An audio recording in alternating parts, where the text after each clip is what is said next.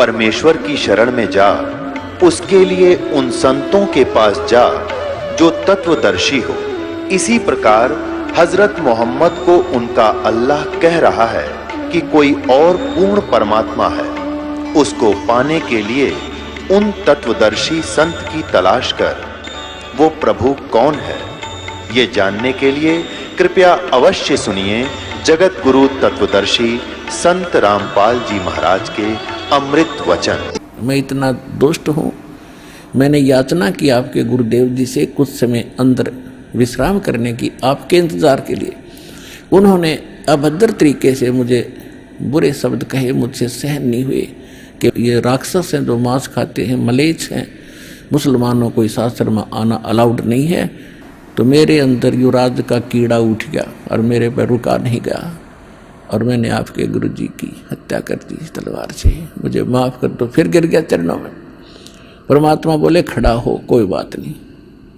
ये तो उसकी आयु इतनी थी, स्वामी रामानंद जी की आयु इतनी थी। उस समय स्वामी रामानंद जी लगभग 125 वर्ष के हो चुके थे, 125 वर्ष के, और 104 वर्ष की आयु में परमात्मा मिले थे उनको। तो परमात्मा ने कहा कि इसकी आयु इतनी थी और आपसे ही इसकी मृत्यु होनी थी, इसमें ना तेरा दोष है ना उनका दोष है, आप चलो। और लेकिन एक काम करो, मेरे साथ वापस चलो। परमात्मा ने कहा कि अपना काम बताओ, किस लिए आए थे? कि जिस काम के लिए आया था वो तो आपने आशीर्वाद मात्र से ठीक कर दिया। मैं बहुत दिनों से दुखी था, मेरे हाहाकार मची थी, आग लगी थी रोम रोम में। अरदाता आपके आशीर्वाद से मैं स्वस्थ हो गया, अब मेरा एक काम और बढ़ गया। हे परमात्मा, उसको भी दया करो, क्षमा करो।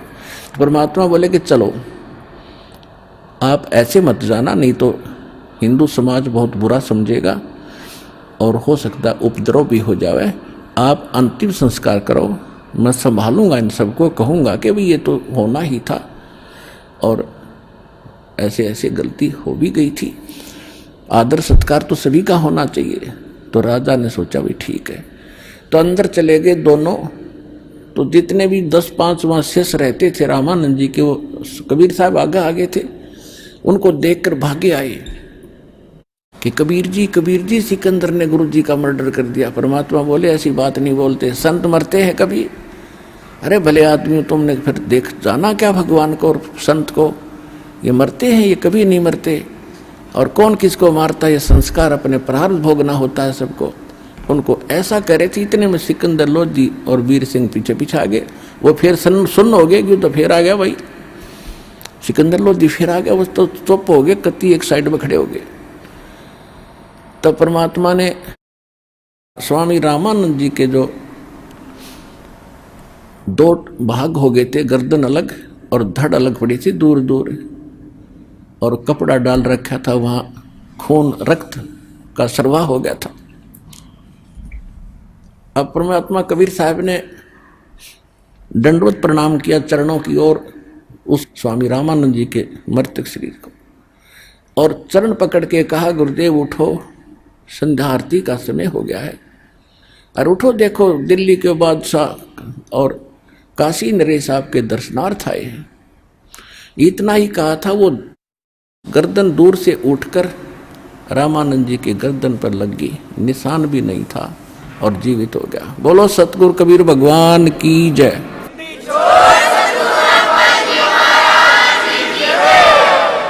अब सामने उठते ही उसने देखा सिकंदर लोधी फिर खड़ा है, फिर लाल आंख करने लगा। फिर इतने में परमात्मा ने कहा कि हे स्वामी जी, आप तो लीला कर रहे थे, आपको कौन मार सकता है?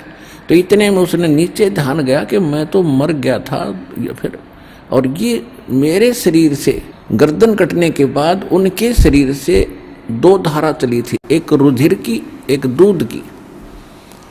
शरीर से तो या तो ब्लड निकलना चाहिए था। तो स्वामी रामानंद जी ने उस भगवान कबीर साहब से पूछा कि हे परवरदिगार, ये शंका का समाधान कीजिए कि ये दूध और रक्त ये ऐसे कैसे आया है? या तो रक्त होना चाहिए था सारा ही, ये दूध क्यों आया? तो परमात्मा ने कहा कि स्वामी जी, पहले आप केवल ब्राह्मणों को ही उत्तम मानते थे, अन्य जाति वालों को आप शेष नहीं बनाते थे, तो वह बड़ी कमजोरी थी। वो तो आपने दया कर दी सारे हिंदू समाज के ऊपर कि आप सबको दीक्षा देने लगे, और अभी भी आप में कमजोरी रह रही है कि आप मुसलमानों से नफरत करते हो, और जब तक नफरत शेष है मोक्ष नहीं हो सकता। इसलिए आपके शरीर में 50% प्योरनेस है, प्योरिटी है, आधे शुद्ध हुए हो, और जिस दिन आप पूरे मानव और प्राणियों को एक समझ लोगे उस दिन आप मोक्ष के अधिकारी हो जाओगे। इसलिए आप अभी अधूरे हैं दाता। रामानंद खड़े हुए और परमात्मा ने 1 घंटे प्रवचन किए। हिंदू और मुसलमान दो नहीं है, दो कहे जो नरक में जावे, एक खुदा के बच्चे हो तुम, सब एक घर से आते हो तुम, या अपने आप अलग अलग जाति और मजहब बनाकर भ्रमित हो जाते हो। हिंदू और मुसलमान सब परमात्मा के बच्चे हैं, ईसाई हो चाहे सिख हो, सिख तो जब तक थे नहीं। तो रामानंद खड़े हो गया, आँखों में पानी भर गया और सिकंदर लोधी को सीने से लगा लिया, बेटा मेरे से गलती होगी, मुझे क्षमा कर देना, मैं बहुत निकम्मा था, आज मेरी आँख खुल गई। उसके बाद रामानंद जी ने किसी भी जीव के प्रति कोई घृणा नहीं रखी। तो फिर सिकंदर लोधी ने कहा कि भगवान, ऐसे अच्छे विचार आपके और ऐसे महापुरुष, क्योंकि उनका कति विश्वास दृढ़ हो गया था कि ये अल्लाह अकबर है, अपने हाथों से काटा आदमी को और सामने जीवित कर दिया, रेजिटीज बैठा है, और ऐसा भयंकर रोग जो आज तक किसी मुसलमान के, किसी काजी मुल्ला और किसी से ठीक नहीं हुआ, ना हिंदू धर्म के किसी वैद और जंतर मंतर करने वाले ऋषियों से ठीक हुआ, और महापुरुष ने तुरंत ठीक कर दिया। तो ये परमात्मा आई है और मेरे सामने जीवित कर दिया। ओए होए। तो उन्होंने कहा कि परवरदिगार, एक बार दिल्ली चलो, आप दिल्ली चलो दाता, वहाँ तो आग लगी पड़ी है, हिंदू और मुसलमान की आपस में ऐसा झगड़े होते हैं, आपके विचार सुनेंगे, हो सकता है सभी की बुद्धि ठिकाना आ जाए। परमात्मा बोले, हम ऐसे नहीं चलते, जो हमारा कोई दीक्षा लेगा तो हम चलेंगे, हम मेरा शेष बनता है उसके साथ जाते हैं, ऐसे वैसे नहीं जाते हम किसी। तो सिकंदर लोधी बोला, जी वो क्या करना पड़ेगा शेष बनने के लिए? आपने ये करना पड़ेगा, मांस नहीं खाना होगा, छूना भी नहीं होगा, और किसी को सजा गलत नहीं देगा, न्याय करेगा, किसी को सताएगा नहीं। तो उसने कहा, जी ठीक है, मांस नहीं खाऊंगा, और तेरे राज्य में कोई भी जीव हिंसा ना हो। तो यहां वो व्यवस्था जाहिर करता है कि भगवान, आप तो जानी जान हैं, मैं मांस नहीं खाऊंगा, लेकिन जीव हिंसा का प्रतिबंध मैं लगा नहीं पाऊंगा, क्योंकि ये मुसलमान समाज बहुत ज़्यादा है, आप भी जानी जान हो। तो परमात्मा ने ये कंडीशन लूज कर दी कि ठीक है, तू मांस नहीं खाएगा और कोई बुराई नहीं करेगा, बीड़ी शराब तम्बाकू हुक्का भी प्रयोग नहीं करेगा। मुसलमान हुक्का बड़ी चाव से पीते हैं, वैसे सारे पीने लगे, तो उस समय वो पीते थे, तो उसने कहा कि नहीं, वो सब मान नहीं सकते, और परमात्मा ने उनको अपना शिष्य बनाया।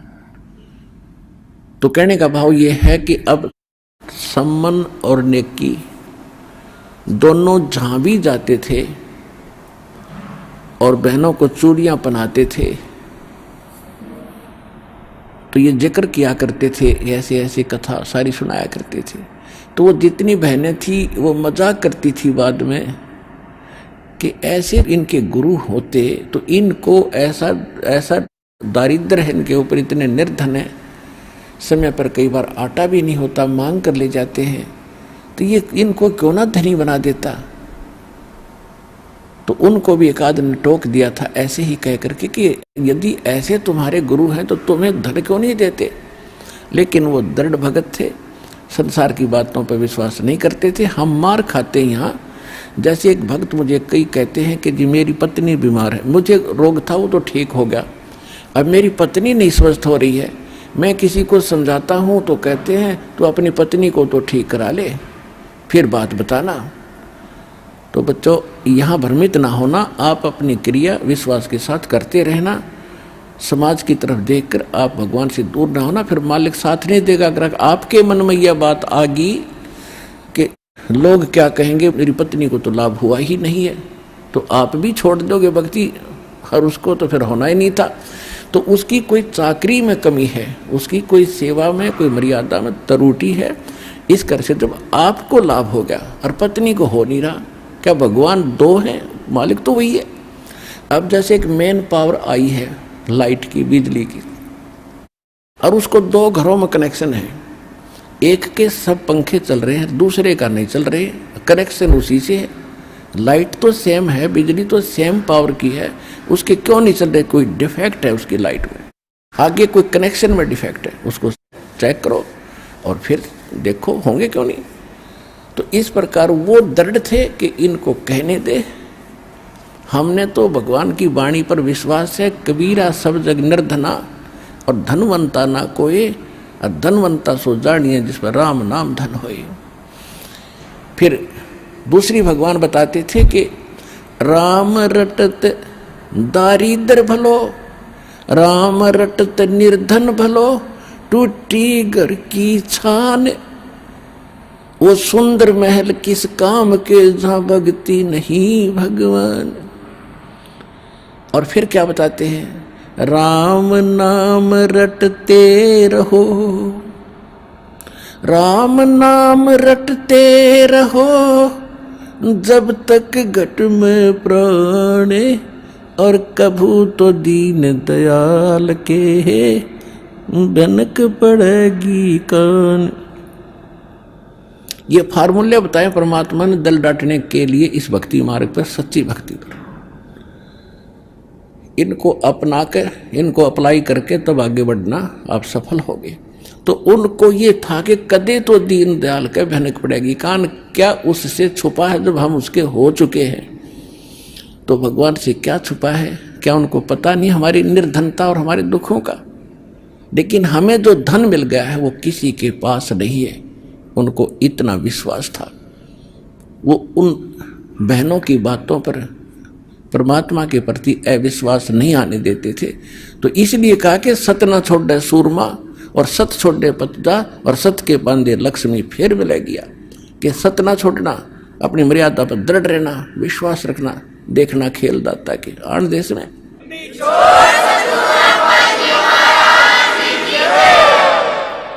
तो क्या हुआ? वो कथाएं सुनाते थे। वो लड़का जो सेऊ था वो भी अपने साथी बच्चों में खेलता था, वहाँ भी भगवान की कथाएं सुनाता था कि हमारे गुरुजी ऐसे हैं, हमारे गुरुजी ऐसे हैं। राजा सिकंदर लोधी को ऐसे गड़बड़ थी, वो ठीक कर दिया। रामानंद को सिकंदर लोधी ने मार दिया था, वो जीवित कर दिया, और बड़े शक्तिवान हैं। तो बच्चे कहते थे तुम्हारे गुरुजी तो राजाओं के पास ही जाते हैं, तुम्हारे घर आए कभी? अब वो बच्चा निरुत्तर हो जाता था, और बच्चों की एक दूसरे का व्यंग सहा नहीं जाता उनसे कि तुम्हारे गुरुजी तो धनवानों के यहाँ जाते हैं। वीर सिंह बघेला राजा उनका शिष्य है, और ऐसे वो तो सेठों के पास जाते हैं। धर्मदास सेठ है, उसके वहाँ जाते हैं। वो लड़का एक दिन अपने माता पिता से चर्चा कर रहा था, जब वो काम से वापस आ लिए शाम को, थोड़ा सा आफ्टरनून, आंगन में बैठे यही चर्चा चल रही थी, भगवान की चर्चा चल रही थी। क्योंकि जिस घर में मालिक का प्रवेश हो गया वहाँ दूसरी बात खत्म हो जाती है। भगवान का गुण गान, उनकी चर्चा, उनका मंत्र, सत्संग में सुने हुए विचार घर में जाकर दोहराए जाते हैं। शेष परिवार वाले भी सुनते हैं, हमें बताओ क्या क्या क्या बताया, और उन ही आगे की और भी चर्चाएं परमात्मा की ही चला करती हैं। तो उस बच्चे ने कहा कि माता पिता, बच्चे मुझे ऐसे ऐसे कहते हैं कि आपके गुरुजी तो राजा लोगों के और सेठों के यहाँ जाते हैं, तुम गरीबों के कभी आए हैं? तो सेव कह रहा था कि अपने घर कब आएंगे गुरुदेव? तो नेकी बहुत बुद्धिमान थी, कहने लगी बेटा देखो भगवान अपने से दूर थोड़े ही है, उनके लाखों शिष्य, बताओ किस किस के घर जाएंगे। उन्होंने ज्ञान दिया, आशीर्वाद दे दिया, हमारे साथ हैं पल पल में। कि वो तो बात ठीक है माता जी, लेकिन बच्चे मुझे मजाक करते हैं कि तुम्हारे गुरु जो राजाओं के यहाँ जाते हैं, तुम्हारे घर आए हैं कभी? एक बार अपने गुरु जी आ जाए तो मैं उनका मुंह बंद कर दूँ। तो माता पिता कहने लगे, बेटा ऐसी हीन भावना मत ला और तेरी भगवान पर अविश्वास हो जाएगा, उनकी बातों में मत जा। परमात्मा हमारे साथ है, दूर थोड़ा ही है। नहीं वो बात तो ठीक है माता जी, एक बार वो आ जाए ना गुरु जी अपने यहाँ तो फिर तो बात ही कुछ और। ऐसा कह के उसकी आंखों में आंसू आ गए कि बच्चे मुझे बहुत व्यंग करते हैं और ये संभव हो नहीं रहा क्योंकि उनके शिष्य गने हैं, गुरु जी हमारे यहाँ आ नहीं सकते। कहते हैं पहुंचूंगा क्षण एक में जन अपने के काज। ये दुखी थोड़ा होने देते अपनी आत्मा को। इतने में उधर से परमात्मा ने तैयारी की। एक कमाल नाम का शिष्य था जो परमात्मा ने जीवित किया था मुर्दे से। एक मुर्दा बहता हुआ आ रहा था।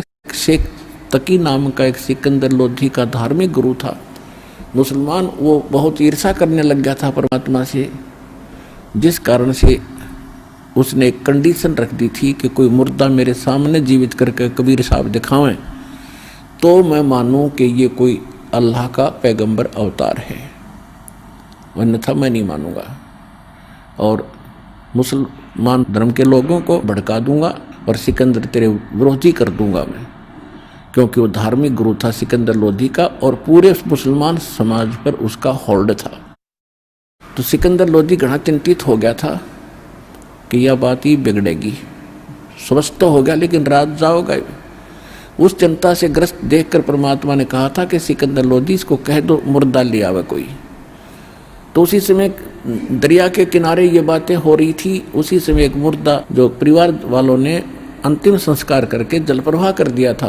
कुछ ऐसे कबीले हैं ना गाड़ते हैं जमीन में ना जलाते हैं, वो जल प्रवाह कर देते हैं। वो मुर्दा आ रहा था 13 साल के बालक का। परमात्मा ने उस मुर्दे को जीवित करके वहाँ सबके सामने प्रमाणित कर दिया था कि Kabir is God, I am God, Allah अकबर हूँ मैं। तो वो जीवित करा। फिर उस बच्चे को जब जीवित कर दिया परमात्मा ने, सब ने कहा था कमाल कर दिया, कमाल कर दिया। तो उसका नाम कमाल रख लिया और अपने साथ अपने पुत्र के रूप में रखा। वो लड़का, उसमें थोड़ा अभिमान हो गया था कि मेरे जैसी सेवा कोई कर नहीं सकता। जैसे अर्जुन में अभिमान हो गया था कि भगवान मेरे जैसा सेवक कृष्ण जी आपका कोई नहीं। तो उसका भ्रम उसने निवारण किया था तामरध्वज के घर जाके। और मोरध्वज के घर जाकर जब उन्होंने अपने सामने बच्चे को काट दिया तब कृष्ण जी ने कहा था अर्जुन अब सेवक आप हो या ये है एक नंबर के? कि जी ये है एक नंबर के, मैं तो कद्दे भी ना कर सकता इसका, हमने बच्चे ने काट दूं। तो कहने का भाव ये उसी, अब आपको दो भगवानों की, समर्थ की और इस छोटे भगवान की भिन्नता बताई जा रही है कि छोटे मोटे थोड़े बहुत गुण तो सभी में मिलते जुलते होते, लेकिन समर्थ के गुण फिर आगे चल के अलग ही होते हैं। वो तो एक तामरध्वज लड़के को जीवित किया, यहाँ हजारों प्रमाण दे देगा दास। और आज यहाँ होने लग रहे, यहाँ होने लग रहे। आज से चौथा दिन है। एक माई अपने दोते को लेकर आई थी यहाँ पर, वह आई होगी आज अवश्य, 1.5 वर्ष का बालक और उसकी लड़की साथ में, उस दोते की माँ। और वो बता रही थी जी ये लड़का आज परमात्मा कबीर जी की दया से इसको जीवन दान मिला, हमने नाम भी नहीं ले रखा था। सत्संग सुनते थे साधना टीवी पर डेली। उसका पिताजी यानी दामाद उस माई का, वो भी आया हुआ था। चौथा दिन है उस दिन। लड़का बाल्टी में चढ़ गया पानी की भरी में, कैसे पटड़ी पुटड़ी पर चढ़ के उसमें मुंदे मुँह गिर गया। 2-2.5 घंटे पड़ा रहा, किसी ने संभाला नहीं। जब देखा खोज हुई तो उसमें मरा पाया। उसको बाहर निकाला, आसपास गांव के जो वैद्य थे उन मृत डिक्लेयर कर दिया। उसने परमात्मा पुकारा आपको, किसने? लड़के के पिता ने। हे भगवान धरती पाया है तो मेरा बालक जीवित कर दे। 2 सेकंड में बच्चा एकदम हिचकी लेकर खड़ा हो गया।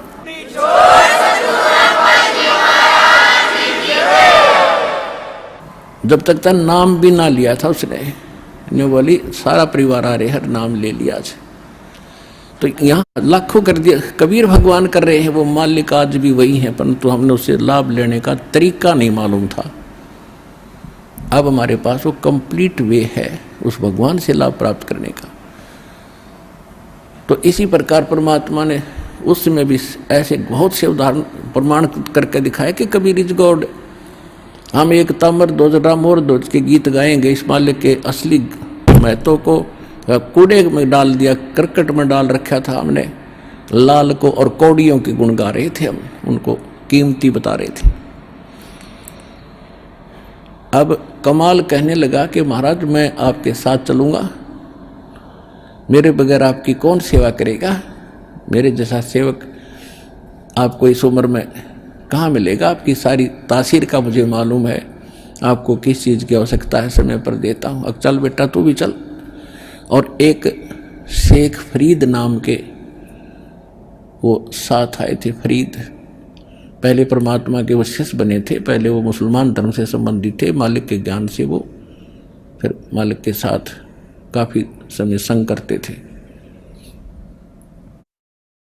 तो तीनों जने कहने लगे परमात्मा कि मैं कुछ शिष्यों के यहाँ चलना है, चलोगे? हाँ जी चलेंगे। वो तीनों जने उधर से वो सेव प्रार्थना कर रहा था, आंखों में आंसू आ गए थे, और उधर से सामने परमात्मा आकर खड़े हो गए। आवाज लगाई बाहर गेट पे, झोपड़ी के बाहर वाले गेट पे, और कहा कि भाई सम्मन है घर पे। तो नेकी कहने लगी गुरुजी की आवाज आ रही है। सम्मन कहने लगा गुरुजी कहाँ आएंगे इतनी दूर हमारे पास। ये वैसे चर्चा कर रहे थे ना अपने, वो सत्संग की आवाज आ गई होगी, वो ऐसे बतला रहे थे ना। फिर दोबारा आवाज लगाई परमात्मा ने कि भाई कोई सम्मन है क्या घर पे? नेकी बोली देख ही सुन जानते हैं, कहाँ आवाज तो बिल्कुल सामने। फिर उधर देखा, सचमुच ये तीन मूर्ति खड़ी है और तीनों के तीनों नंगे पैरों भागे आए। सामने खड़े होकर ऐसे देख रहे हैं जैसे कोई स्वप्न हो। उन्होंने तो स्वप्न में भी नहीं सोचा था कि भगवान यहाँ पहुंच जाएंगे। अब तीनों जने ऐसे देख रहे हैं, सतबुद्ध हो गए, जैसे उनको कोई आभास ही नहीं हो हम कहाँ खड़े हैं। तब कमाल ने कहा कि अंदर ले चलो गुरुजी को, क्या यहाँ धूप में खड़े रखोगे? तब उनका सपना सा टूटा, प्रणाम किया दंडवत, और जैसा भी फटा पुराना कपड़ा था घर पे वो बिछा के मालिक को आसन दिया। नेकी अंदर चलेगी, सम्मन वहां बैठ गया, परमात्मा की गुणगान चर्चा करने लगे। भगवान आज ही आपको याद कर रहा था, आपका बेटा आज ही आपने आज दर्शन दे दिए, ये तो बुरा हाल था इसका। ऐसे ऐसे सॉरी कथा बताते रहे। ऐसे आध पौन घंटे के बाद सम्मन ने कहा महाराज भोजन की सुनाओ, प्रसाद की सुनाओ, मालिक अभी लोगे या डट के लोगे? परमात्मा बोला भी तैयारी करो, पैदल चल कर आए हैं, भूख तो सभी को लगी है। अच्छा जी अभी बनाते हैं। अब वो अपनी पत्नी के पास आया, नेकी के पास, कि नेकी भोजन तैयार करो, गुरुदेव को भूख लगी है। नेकी कहने लगी कि घर में दाना नहीं, अन्न नहीं, आटा नहीं, आज बिल्कुल भी एक रोटी का भी आटा शेष नहीं है। तो सम्मन कहने लगा किसी से उधारा मांग लाओ। नेकी कहने लगी मैं उधारा मांगने गई थी, जहां मुझे आशा थी सबने मना कर दिया है, और मैंने ये कहकर मांगा कि हमारे गुरुजी आए हैं, हमें आटा दे दो उधारा, आपका तुरंत ही दे देंगे कुछ ही दिनों में। तो उन्होंने कहा कि जब तुम्हारे गुरु इतने शक्तिशाली प्रबल हैं, कथा सुनाया करते हो, तो तुमने क्या जरूरत है मांगने की? हमारे पास आटा नहीं है, जाइए। आज वो जानबूझकर बकवाद हमारे साथ कर रहे हैं और इसका बहुत बड़ा हमें दुख हो रहा है और इनको बड़ा हानि हो जाएगी। तो सम्मन ने कहा कि आप अपना ये चीर दे दो, ओढ़ना कपड़ा जो सिर पर ओढ़ती हैं बहनें अलग से, ये अपना चीर दे दो, ये कपड़ा दे दे चूंदड़ी, और इसको मैं गिरवी रखाऊंगा। तो वो कहने लगी मैं ये भी गिरवी रखने गई थी, ये बीच से फटा हुआ है, इसको कोई गिरवी भी नहीं रखता, और चीर मेरे पास है नहीं। इतने निर्धन थे लेकिन दृढ़ भगत थे। अब सम्मन कलेजा पकड़ कर बैठ गया जमीन पर, चक्कर आने को हो गया कि भगवान मुझ नीच को ऐसा दुर्भाग्यशाली जन्मा है, मैं कितना पापी रहा हूँगा पिछले जन्म में, मैंने दान नहीं किया, मैंने कोई पुण्य नहीं किया, जिस कारण से परमात्मा बताते हैं जो दान करता उसी को धन मिलता है।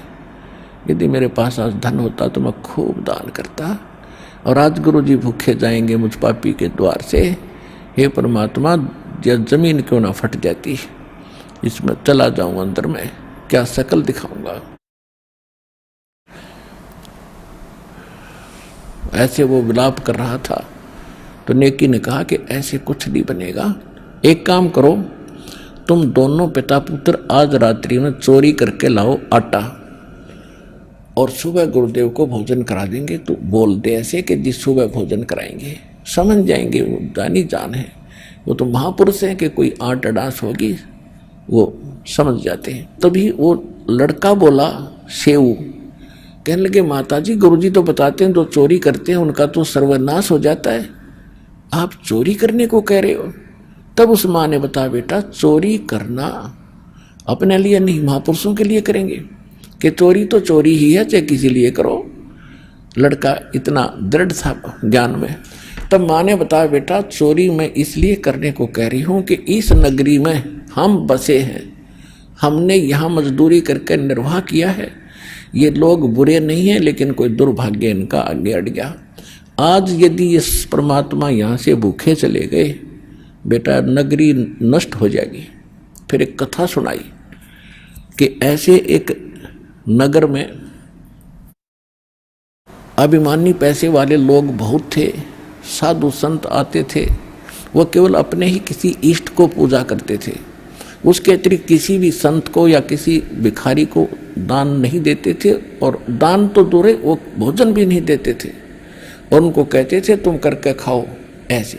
तो उनकी उस नगरी के बाहर थोड़ी सी दूरी पर जंगल में एक सिद्ध पुरुष, उसका एकलौता शिष्य छोटा बालक 15-16 वर्ष का, वो आके रुक गए। सुबह उसने लड़के को भेजा बेटा भिक्षा ला मांग के, तो सारे नगर में वो मांग कर चला गया, किसी ने भिक्षा नहीं दी, ना रोटी दी। पैसा नहीं लाना, आटा लाना या बनी बनाई रोटी लाना, किसी ने नहीं दी। उनको धिक्कार दिया, दरवाजे बंद कर ले, चला जा यहाँ से, करके नहीं खाते, तुम मस्टंडे फिरते हो, दिन में भिक्षा मांगते हो, रात को चोरी करते हो, दिन में घर देख जाते हो, ऐसे बकवास करने लगे। एक कुमारी थी बाहर, उसका गांव से नगर से बाहर उसी रास्ते पर घर था जिससे उस संत का आना जाना था। तो उस माई ने उसने देखा कि लड़का खाली गया। अब माई को दुख होता है, अपने पुत्र जैसा लगता है कि ये सारी रात का भूखा होगा और आज ये खाली जा रहा है। पता था उसको यहाँ से कुछ मिलना ही नहीं। और विशेषकर कुछ साधु संत ऐसे होते थे जो शूद्र जाति वालों से, निम्न जाति वालों का भिक्षा नहीं मांगते थे उनसे, वो उसी नगरी में भी ऐसे अलग स्थानों से मांगते थे। तो वो इसलिए नहीं बोली कि मैं नहीं दे सकती, साधु संतां का काम है, मेरे से नाराज ना हो जा। तो उसने जाके बताया महाराज जो ऐसे नालायक आदमी है, कोई देता ही नहीं और धिक्कार रहे मुझे। उनका गुरु बोला बेटा कल फिर जाना, सुबह फिर जाना। अब सुबह फिर गया लड़का, फिर खाली आ रहा था वापस। तो उस कुमारी ने कहा कि वह विधवा थी, 5-4 बच्चे थे उसके। उसने कहा महाराज मैं जाति से कुमारी हूँ और मैं कल से देख रही हूँ आप भूखे हो, मुझे अपने बच्चे जैसे लगते हो, आप कैसे जी रहे हो। उस माँ का क्या हाल होगा जिसने इकलौता पुत्र बाबा बना दिया। और मैं कुम्हारी हूँ, ये रोटी ले जा। आटा को आटा भी दे दिया, रोटी अलग से दे दी। तेरे आपके गुरुजी कहें तो खा लेना, उनको बता देना कि मैं इस जाति से हूँ। उसने बच्चे ने दोनों साधन ले लिया, आटा भी ले लिया, रोटी भी ले ली। चल संत ने पूछा बेटा मिला कि नहीं? जहाँ से मुझे आपने लाने की आज्ञा दी थी उच्च घरों से, वहाँ से नहीं मिला। एक ऐसे कुम्हार जाति की माई ने ये शब्द कहे हैं, और बेटा मुझे मालूम था कि यहाँ से तुझे ये आटा देंगे नहीं, भिक्षा नहीं देंगे, बहुत अभिमानी लोग हैं। तो संत ने कहा कि वापस जा और उस माई ने कह दे कि इस नगर को छोड़ दिया शाम तक और किसी को बताएगी नहीं। आज रात को ये 12 बजे के बाद ये नगर नहीं रहेगा। ये इतने अभिमानी और संतों का अनादर करने वाले लोग हैं। और उसको कह दिए कि जहाँ तू अब जितना शीघ्र हो यहाँ से निकल, और सामने जहाँ तू पहुँच जा वहीं रुक जाना, तू वहीं बस जाएगी, तेरे नाम से नगर होगा, गांव होगा, पूरा तेरा पूरा वहाँ पर वास हो जाएगा। अब उसने वापस आकर बताया कि माई पे गुरुदेव ने ऐसे ऐसे कहा है और मेरे गुरुजी बड़े सिद्ध पुरुष हैं, जो कह दिया फाइनल है। अपने सारे सामान ने लाद के गधों पर और निकल जा और बताना नहीं किसी को, आज रात के 12 बजे ये नगर नहीं रहेगा। तो वो समझ गई कि जो कह दिया संत ने फाइनल है, और जहाँ तू रात तक हो जा वहीं रुक जाइए, वहीं बस जाएगी। तो ऐसे ही यहाँ एक कुमारिया गांव है, उसी के नाम से बसा हुआ है। और ये अग्रोहा नाम से एक अग्रवालों का, लालाजियों का एक वो नगर था, वो सारा ऐसी एक सिद्ध के ने नष्ट कर दिया था। तो कहने का भाव ये है, वो चली गई और फिर वो रात के समय वो होना ही था। तो वो ऐसी घटना घटी था, क्षेत्र के लोग देखने आए, पूछा, कारण पूछा, फिर उस माई ने बताई सारी कहानी। तो सब नगर वालों की इतनी आस्था बन गई, वहाँ उसके नाम से मकान बना दिया, उसके लिए किले एकड़ दे दी, सैकड़ों, तू रहे यहाँ बस ठाट से, और बेबे हमारी बहन है तू यहाँ बस ठाट से, एक पूरा गांव बस गया उसके नाम से। अब कहने का भाव ये है कि जिस नेकी ये बता रही थी कि बेटा यदि आज ये परमात्मा यहाँ से भूखे चले गए, ये नगर का नाश हो जाएगा बेटा। हम तो जानकार हैं, ये तो अनजान हैं, इन्होंने तो आग में हाथ दे दिया, और बेटा हमने बचाना पड़ेगा इनको, इसलिए तुम चोरी करके लाओ। एक तरफ तो ये इतने जीव मरेंगे, एक तरफ बेटा हमने आपत्ति आओगी वो आ लेगी। तो समन खड़ा हो गया, सेव भी करने लगा, माता जी आपने तो आँख खोल दी, हम नहीं मरने देंगे नगर को, चोरी करके लेंगे। पिता और पुत्र दोनों रात के 12 बजे चले, चोरी भी क्या, आटे की। और आटा किसके लिए? गुरुदेव के लिए, भक्तों के, अतिथियों के लिए। एक लाला जी के घर में जाकर सेंध लगा ली, सुराख बना लिया अंदर प्रवेश करने का। तो सम्मन कहने लगा, बेटा तू बाहर रहे, मैं जाता हूँ अंदर। मुझे तो अगर मैं पकड़ा गया तो इस लाला जी की पहुँच बहुत है, राजा तक पहुँच है, बेटा ये फांसी भी तुड़वा देगा, बहुत भयंकर दंड करवा देगा, और बेटा तू बच जाएगा, तू बाहर रहे। तो सेव कहने लगा, पिताजी मैं बालक हूँ, बालक पर रहम भी हो जाएगा, अगर पकड़े गए तो आप बाहर रहो। यूँ कह कर सेव घुस गया उसमें, और जाके समन ने कहा कि 3 शेर से ज़्यादा ना लाना, 3 अतिथि आए, तीनों को खिला देंगे उसे। अब उसने अंदाजा सा अपनी फटी पुरानी चद्दर में बांध के चलन लगा, आवाज़ होगी, किसी तराजू पर पैर टेक गया, उसका खुड़का दुड़का होने से लाला जी जाग गया। तब तक वो निकट आ गया था सुराख के, ऐसे निकलने की चेष्टा कर रहा था, रेंग कर घसीट कर, और उसने वो फेंक दिया था बाहर कपड़ा, पिताजी उठा ले। पीछे से लाला जी ने उसका पैर पकड़ दिया और घसीटने लग गया। तो सेव ने कहा, पिताजी मैं पकड़ दिया लाला जी ने, सेठ ने, और आप ये आटा लेकर चले जाओ, जल्दी निकल। तो जब लाला जी ने देखा कि चोर चोर, और वहाँ थाम के बांध दिया पिलर के रस्से तक, और कहने लगे तुम भगत को आओ से भगत हैं, पकड़े की तारी वास्तविकता आ जाएगी ना सामने, किसी भगत थे तो वो कहने लगे, लाला जी हम बुरे नहीं हैं, हमारे घर एक महात्मा आए हुए हैं, हमारे गुरुजी आए हैं, 3 जने हैं, 2 भक्त हैं, और यहाँ आटा किसी ने दिया नहीं हमारे को, हम आपका वापस डाल कर जाते एक दिन, चाहे किसी बहाने आते और फिर बताते आपको कि वो चोरी हमने की थी। कहते बात मत बना, अब मुझे पता लग गया चोरी तुम नहीं, वो तुम्हारे गुरु करवाते हैं, और देखना मैं बताऊंगा सारे नगर में, और तुम्हारे काला मुंह करेंगे तुम्हारे गुरु जी का कल सुबह, और उनको घसीटेंगे यहाँ पर। अब वो लड़का डर गया किया, और बात बढ़ गई।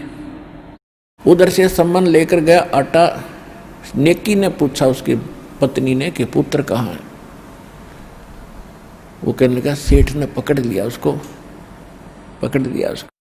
नेकी बहुत बुद्धिमान थी और भगवान के ऊपर समर्पित थी और कहा कि गुरु जी की इज्जत का नाश होगा, बच्चे को पहचानेंगे और फिर लोग यहाँ आएंगे और वो कहेंगे कि ये चोरी ये करवाता है, इसके लिए कि इन्होंने ये अच्छे आदमी थे, ये चोर नहीं है, तो गुरु जी के साथ बदसलूकी होएगी और ये हम सहन नहीं कर सकते। तू वापस जा और लड़के की गर्दन काट दे और सिर उठा लेना, कोई पहचान ना ले 20 का बालक है। तो सम्मन लेकर इतनी बड़ी करद, छुरा लंबा और चला।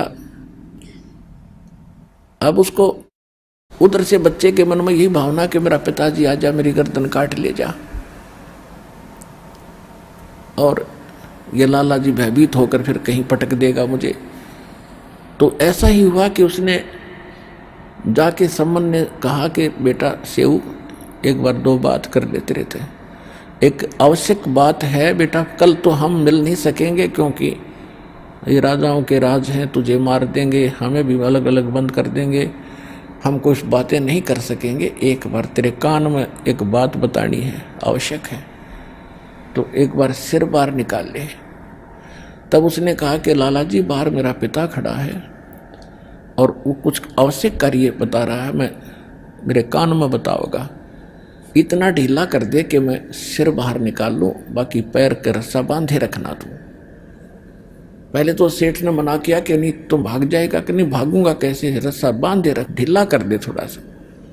सेठ ने सोचा ले कर दे ढीला, कौन सा 3 शेर आटा ही तो लेकर गए, और ढीला रस्सा कर दिया, लूज कर दिया और सिर बाहर निकाल लिया। जब सम्मन पे हाथ नहीं उठा, पीछे कर लिया, वह कर दिखाई नहीं, और पिता था, नहीं हिम्मत बनी बेटे की गर्दन काट दूं। लड़के ने कहा कि पिताजी अगर तू मेरा बाप है तो मेरी गर्दन काट ले जा, और कोई विकल्प नहीं आज गुरुदेव की इज्जत बचाने का, और नहीं तो तू नहीं काटेगा तो मेरा बाप नहीं है तू, मैं तेरी संतान नहीं हूँ। ये बात जो बेटे के मुख से सुनी तो एकदम करंट सा आया और लड़के की गर्दन काट दी और सिर उठा करके ले गया, वहाँ जाकर एक अलमारी में रख दिया छुपा के। नेकी कहने लगी तू वापस फिर जा, लाला जी उस लाश को घर नहीं रखेगा, सबको वो डर जाएगा, उसको कहीं घसीट के डाल के आएगा दूर खंडर में। और उसने लाला जी ने इतने में ऐसा ही कर दिया, उसको घसीट कर ले गया रातों रात।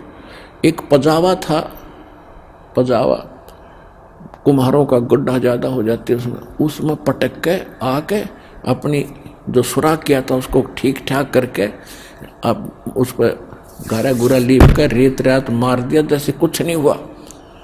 अब सम्मन वहाँ देखा, उसकी जो घसीट बच्चे की जा रही थी पैरों की, उनके साथ साथ वहाँ पहुंचा, उस धड़ को उठा के घर ले आया, एक कोने में डाल दिया, खराब से कपड़े उसके ऊपर डाल दिए, और ये सोचा था कि खाना खिला के महापुरुषों को भेज देंगे, बाद में बच्चे का अंतिम संस्कार करेंगे। अब शाम को तो मालिक से अर्ज कर ली, भगवान सुबह खाना खिलाएंगे। अच्छा बेटा सुबह खा लेंगे, कोई बात नहीं, तो भूख से भी खत्म होगी, पता नहीं क्या बात हुई। साधु संत ऐसे ही होते हैं, और वो तो मालिक थे, तो सुबह वक़्त से खाना बना दिया कि गुरुजी ने आगे जाना है, और वो कह रहे थे सुबह जल्दी जाना भाई, मैंने आगे किसी भक्तों के पास, तो वक़्त से खाना खिला के इनको भेज देते कि इनको पता लग गया कि लड़का मर गया है तो ये खाना नहीं खाएंगे। तो सम्मन ने कहा नेकी रोना मत। अक नहीं, मैं भी नहीं रोऊंगी, तू भी मत रोना, कि नहीं। तो उन्होंने भोजन बना के 3 उनमें डाल दिया पात्रों में, मिट्टी के दोनों में, और कहा भगवान भोजन भोग लगा लो, क्योंकि 3 जने थे, परमात्मा 2 भक्त थे। परमात्मा ने कहा ऐसे नहीं, इनको 6 भागों में बांटो सारे प्रसाद को, और प्यार से खाएंगे, प्रसाद बना के सबको खिलाएंगे, आप भी मेरे बच्चे हो। नेकी और सम्मन ने बहुत कुछ मना किया कि नहीं फिर खाएंगे, फिर क्या, नहीं, उन्होंने 5 दोनों में डाल दिया। परमात्मा बोले 6 में करो, कि बच्चा तभी जागा नहीं है, सो रहा है, कोई बात नहीं, उसको भी खिलाएंगे प्रसाद प्रेम। अब ज़्यादा बात ना बढ़ाने से उन्होंने कहा चलो 6 में कर देते हैं। आवाज़ लगाएंगे, कहेंगे जो उठता नहीं, कहीं खेलने चला गया होगा। उन्होंने तो ये सोचा ऐसे कह दूंगा जा करके कि वो तो कहीं बाहर चला गया, महाराज जी यहाँ है नहीं, ऐसा सोच कर उन्हें 6 में कर दिया। और कहा बैठो और बुलाओ सेव को। तो परमात्मा ने कहा आओ सेव जीम लो, यानी भोजन खाओ, ये प्रसाद प्रेम, और शीश कटा करें चोरों के संतों को नितक सेम। सेव धड़ पे शीश डा और बैठा पंगत माही, और नहीं निशानी गर्दन के, ये ओ सेव अकनाही। बोलो कबीर भगवान की जय।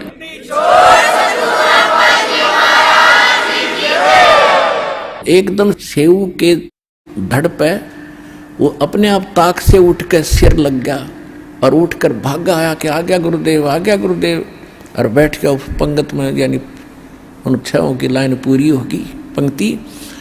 और परमात्मा कहा आओ सेव जीम लो, ये प्रसाद प्रेम, और सिर कटा करें चोरों के बेटा संतों के नितक सेम। और सेव धड़ पे सिर चढ़ा और बैठा पंगत माँ, और नहीं निशानी गर्दन के, यू ओ सेव उगना, निशान भी नहीं था उस बच्चे के। माता पिता उठकर देख कर आए कि क्या हो गया, वहाँ पर सिर्फ रक्त पड़ा था थोड़ा सा शरीर, और सब तो सामने वो बच्चा उनका जीवित था। बोलो कबीर भगवान की जय।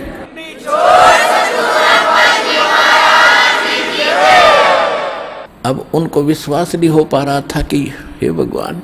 तब परमात्मा ने कहा बेटा सत ना छोड़े सूरमा, और सत छोड़े पत जा, और सत के बांधे लक्ष्मी फिर मिलेगा। परमात्मा ने आशीर्वाद दे दिया बेटा आज से तू धन धान्य से पूर्ण हो जाएगा, लेकिन इस माया में उलझना मत, इसको दान धर्म में लगाते रहना। अब वो तो ऐसे कहकर चले गए, सतगुरु जो चाहे सो कर दे। कुछ दिनों के बाद उस सम्मन के मन में प्रेरणा हुई कि थोड़ा सा जो है मकान बना ले, थोड़ी झोंपड़ी और कच्ची ईंट बनाकर, और एक झोंपड़ी बनाएंगे और अच्छी सी कुटिया बना लेते हैं। वो जब खोदने लगा, नीम खोदने लगा, तो उसमें बहुत गणे असरफी मिली सोने की। अब उसने समझदारी से काम करके उनको धीरे धीरे करके वो अपना कुछ ऐसा व्यवसाय बढ़ाया। लोगों को ये लगा कि जैसे इसने कोई व्यवसाय शुरू कर दिया, इससे बढ़ गया, 1 नंबर का सेठ हो गया। उससे जीवन में वही सम्मान उस नगर के अंदर 1 नंबर का धनवान व्यक्ति कहलाया। सतगुरु जो चावे सो कर ही, 14 कोट दूत जमदार ही, ऊत भूत जमत्रास निवारे, और चित्रगुप्त के कागज फाड़े।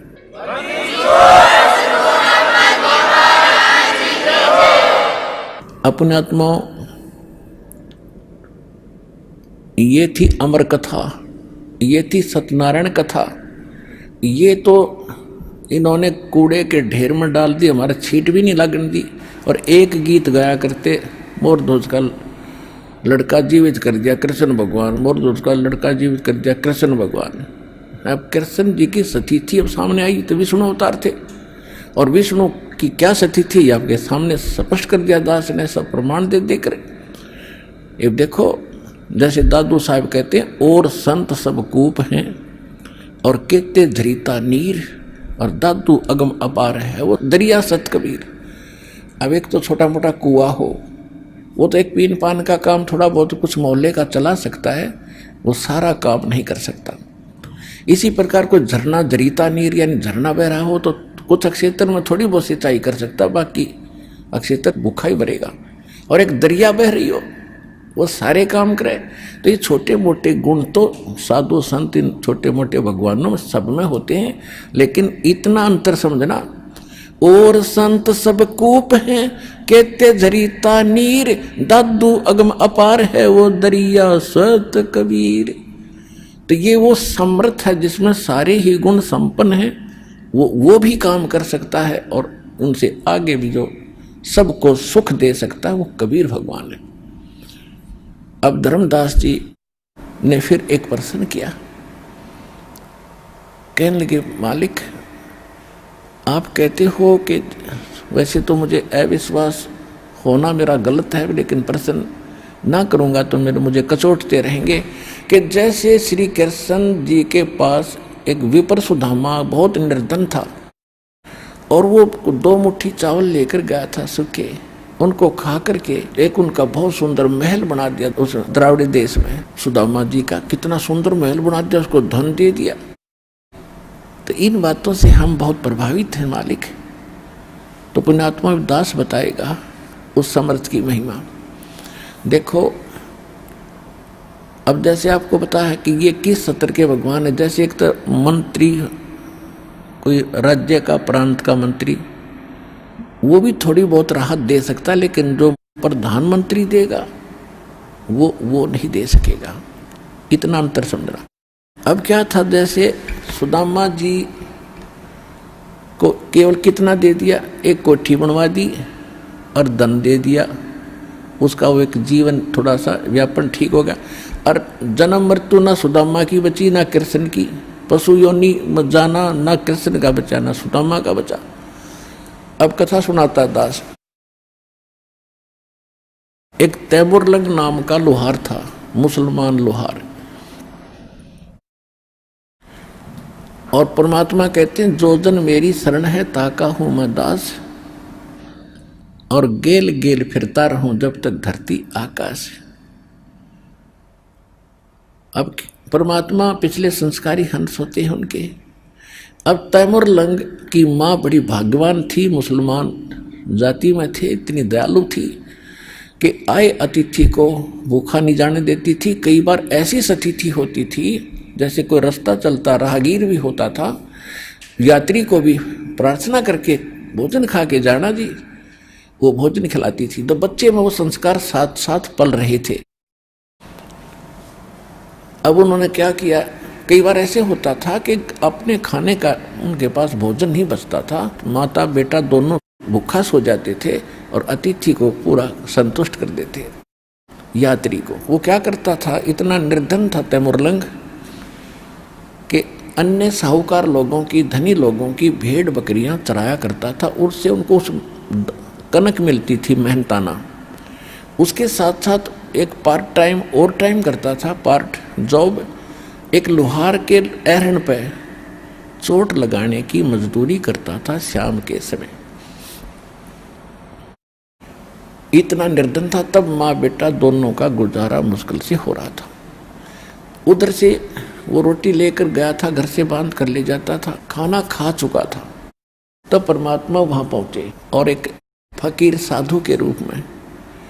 तो तैमुरलंग एक धार्मिक माँ से जन्मा था। उसने कहा महाराज भोजन खाओगे, भूख लगी होगी। कहाँ बेटा भूख लगी है? कि महाराज मैं तो अभी भोजन खा लिया, आप पहले आ जाते तो आपको भोजन मैं यहीं दे देता। अभी मैं गांव से लाता हूँ अपनी माँ के यहाँ से, घर से थोड़ी दूरी पे, घनी दूर नहीं है।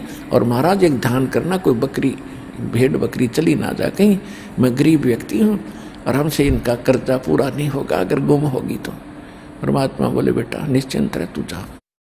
उसने अपनी माँ से बताया कि माँ ऐसे ऐसे एक साधु आया है और भूखा है। माँ ने जब 2 रोटी बनाई तो बोली बेटा मैं साथ चलूँगी और मैं दर्शन भी करके आऊँगी और बर्तन ले आऊँगी। तो कहीं फिर आएगा तो बकरी भेड़ बकरी गुम ना हो जाए, तो चौकस रहना, छोड़ क्यों आया बेटा? तो उन्होंने कहा माता जी मैं महाराज जी से कह के आया हूँ, वो संभालेगा। कि अच्छा चल। तो फटाफट 2 रोटी बनाई, जैसा घर में आटा था सारा का उतना ही बचा था और लेकर चले गए। महाराज जी ने एक रोटी खाई। जब वो रोटी खाने लगा उसी समय माई कहने लगी महाराज हम बहुत निर्धन हैं, हमारे घर पर तो कई बार आटा भी नहीं रहता है, दया करो, कुछ आशीर्वाद दो, हम कुछ 2 रोटी हमें ठीक मिल जाए। ऐसे उसने रोटी परमात्मा ने एक खाई, तब तक उसने 2-3 बार यह बात दोहरा दी। रोटी खाकर पी कर पानी का लोटा जल। परमात्मा खड़े हुए और वहाँ एक बेल रखी थी, भेड़ बकरी बांधने की, पशु बांधने की बेल होती है पतली पतली सी, इन बकरियों की तो और पतली होती है। उसको ऐसे मोड़ा, 4 बार उसको इकट्ठा करके छोटी सी बन गई और उसको उस बच्चे के कमर पर 7 बार मारी। 1 2 3 4 7 मारी। अब माई ने सोचा कि ये बाबा जी कोई मेंटल है, इसको गुस्सा आ गया और मैंने इसको बार बार टोक दिया जिस करके मेरे बच्चे को ये पीट रहा है। तो माई ने कहा महाराज बच्चे ने कोई गलती कर दी। आइए अब हम उन श्रद्धालुओं के अनुभव जानते हैं जो जगत गुरु तत्वदर्शी संत रामपाल जी महाराज जी से दीक्षा प्राप्त कर चुके हैं तथा उनके द्वारा बताए गए भक्ति मार्ग पर चल रहे हैं। बहन जी नमस्कार। नमस्कार। क्या नाम है जी आपका? मेरा नाम श्वेता चोपड़ा है। श्वेता जी कहाँ से आए हैं आप? मैं होशियारपुर डिस्ट्रिक्ट से आई हूँ, वहाँ पे महलपुर एक जगह का नाम है, वहाँ पे रहती हूँ, पंजाब में। संत रामपाल जी महाराज से कब जुड़े आप? संत रामपाल जी महाराज जी से जुड़े हुए मुझे 2 साल हो गए हैं। मैंने गुरुजी का नाम, संत रामपाल जी का नाम जो है वो 3 जनवरी 2015 में लिया था। ये अपने आप में एक आश्चर्यजनक बात है कि 2014 से संत रामपाल जी महाराज जेल में हैं। ऐसा कैसे संभव हो पाया कि एक संत जेल में है और उनसे आपने नाम दीक्षा ली? क्या कारण रहा कि आपने संत रामपाल जी महाराज से नाम दीक्षा ली? मैं पहले तो ये बताना चाहूँगी कि मैं काफ़ी दुखी रहा करती थी, तो मुझे शुरू से परमात्मा की तलाश थी। जिससे पहले मैंने शिव जी की भक्ति बहुत की है। तो उसके बाद क्या हुआ, मैं अपनी बहन के पास हमेशा ये जिक्र किया करती थी कि ऐसा क्या करें कि जिससे हमारे सभी दुख दूर हो जाए। तो उसने मुझे बोला कि तू ज्ञान गंगा पुस्तक ले ले, उसको तू पढ़ेगी तो तेरे मतलब उसने नामदान ले लिया था, तो तू पढ़ेगी तो तेरे सब दुख दूर हो जाएंगे। वो बुक मेरे पास अप्रॉक्सीमेटली 1 साल तक पड़ी रही, पर मैंने उस बुक को नहीं पढ़ा। उसके बाद क्या हुआ, मेरे पे तकलीफ़ें बहुत ज़्यादा बढ़ चुकी थी। फिर मैंने जब उस बुक को पढ़ा तो बुक को पढ़ने से ही मेरे आधे प्रॉब्लम तो ख़त्म हो चुकी थी। फिर उसके बाद जब मैं अपनी बहन से पूछा कि ज्ञान क्या होता है, वो मुझे बोलती थी तू ज्ञान को समझ। मैं उसको यही बोलती थी कि ज्ञान होता क्या है, मुझे इसके बारे में बता। जब धीरे धीरे उसने मुझे ज्ञान समझाना शुरू किया तो मुझे पता लगा कि कुछ बात तो है। तो फिर मैंने गुरुजी के सत्संग भी देखे। तो संत रामपाल जी महाराज जी की एक एक बात जो है वेदों में जो लिखी हुई है, उसकी एक एक बात की सच्चाई को जान के मैं अंदर से मुझे इच्छा हुई कि मैं नामदान ले लूं। तो मैं अपनी बहन को बोला कि मुझे नामदान लेना है, तो फिर उसके बाद मैंने नामदान ले लिया। श्वेता जी देखिए, अमूमन हम देखते हैं कि किसी संत के ऊपर आरोप लगते हैं या फिर वो जेल में जाते हैं तो उसके जो श्रद्धालु होते हैं वही नाम छोड़ देते हैं। लेकिन संत रामपाल जी महाराज के मामले में स्थिति बिल्कुल उल्टी हुई है, क्योंकि जब से संत रामपाल जी महाराज जी जेल में गए हैं उसके बावजूद लाखों लोग संत रामपाल जी महाराज से जुड़ रहे हैं। उनमें से आप भी एक श्रद्धालु हैं। हम आपसे ये जानना चाहेंगे कि आखिर संत रामपाल जी महाराज से जुड़ने के पीछे मेन जो वजह है लोगों की वो क्या है? ऐसी कौन सी बातें वो ज्ञान गंगा पुस्तक में लिखी हुई है जिससे आप प्रभावित हुए और आपने संत रामपाल जी महाराज से नाम दीक्षा ली? सबसे पहले तो मैं ये बताना चाहूँगी, उसमें ज्ञान गंगा एक ऐसी बुक है जिसमें हर वेद और प्रमाण जो है जिनको खोल खोल के लिखा हुआ है गुरुजी ने। और मुझे तो वेद प्रमाण की बातों के बारे में बिल्कुल भी नॉलेज नहीं थी, ना ही हमारी फैमिली में से पीछे से कोई जुड़ा हुआ था। सबसे पहले मेरी मासी जी हैं जो यूएस में रहती है, उन्होंने नाम लिया था। फिर धीरे धीरे क्या हुआ, जो बुक्स थी, जब मैंने ज्ञान समझा कि एक एक बुक में एक एक चीज जो है जो गुरुजी ने लिखी हुई है। मेरा भी सबसे पहले यही क्वेश्चन होता था कि वो तो जेल में गए हुए हैं तो वो कैसे सही बात कर सकते हैं। पर धीरे धीरे जब मैंने बाकियों के साथ कंपैरिजन करना शुरू किया तो मुझे ये लगा कि जो गुरुजी ने बातें कही हैं वो एक एक सच है और उसमें से 0.1% बात भी झूठ नहीं है। तो ये चीज जो थी वो मुझे गुरुजी की तरफ बहुत ज्यादा अट्रैक्ट करती थी, जिसकी दया से मैंने आज गुरुजी का नाम ले लिया है। श्वेता जी क्या करते हैं आप? मैं नर्सिंग कॉलेज में पढ़ाती हूँ, मैंने बीएससी नर्सिंग की हुई है। श्वेता जी आप एक शिक्षित महिला हैं, क्या आप ये मानते हैं कि किसी संत से नाम दीक्षा लेने से या किसी संत के आशीर्वाद देने मात्र से किसी व्यक्ति की समस्याएं खत्म हो सकती है, किसी के दुख दूर हो सकते हैं? सबसे पहले मैं आपको ये बात बताना चाहूँगी कि मेरा बेटा है जो वो इस टाइम 4 साल का है। उसको सबसे पहले तो मैंने जब नाम लिया मैंने उसको सही तरीके से फॉलो नहीं किया। मेरे बेटे को ESR, मेरे बेटे का ब्लड टेस्ट में जो है वो टीबी में होता है कि वो एक बीमारी है जो छाती की बीमारी है, उसमें उसकी रिपोर्ट में हाई आ गए थे काफ़ी। तो मुझे शायद लग रहा था कि मैंने नाम अपना खराब किया है, खंड किया है, तो उसके कारण मुझे प्रॉब्लम आई है। वो रिपोर्ट इतनी सॉलिड थी कि उस डॉक्टर लाल पैथ लैब की रिपोर्ट थी, उसको कोई नकार नहीं सकता। उसके बाद क्या हुआ, मैंने अपने मन में ही गुरुजी से माफ़ी मांगी कि गुरुजी अगर मैंने नाम खंड किया है तो मैं आगे से ये गलती नहीं करूँगी, क्योंकि मुझे इतने सुख मिलने लग गए थे नाम लेने के बाद शायद मैं भूल गई थी कि मैं मर्यादा में भी रहूंगी। जब जैसे ही मैंने गुरुजी से माफी मांगी, संत रामपाल जी से माफी मांगी, तो वैसे ही मैंने कहा कि अपने हस्बैंड को कि प्लीज मैंने एक बार रिपोर्ट फिर करवानी है। मुझे अपने मालिक पे पूरा भरोसा था। जैसे ही मैंने वो रिपोर्ट करवाई तो मेरे बेटे की 2 जगह से रिपोर्ट जो थी वो बिल्कुल नॉर्मल आई। पहला लाभ तो मुझे ये हुआ। दूसरा लाभ ये था कि एक मेरा पेपर था, लाइक आइल्स का पेपर था, वो शायद मैंने 5-6 बार दे दिया था। तो सबसे बड़ी गलती मैं ये करती थी, मैंने गुरुजी को प्रार्थना नहीं लगाई थी। पर ये मुझे विश्वास था कि शायद अपने आप पे कॉन्फिडेंस होता है कि नहीं मैं क्लियर कर लूंगी।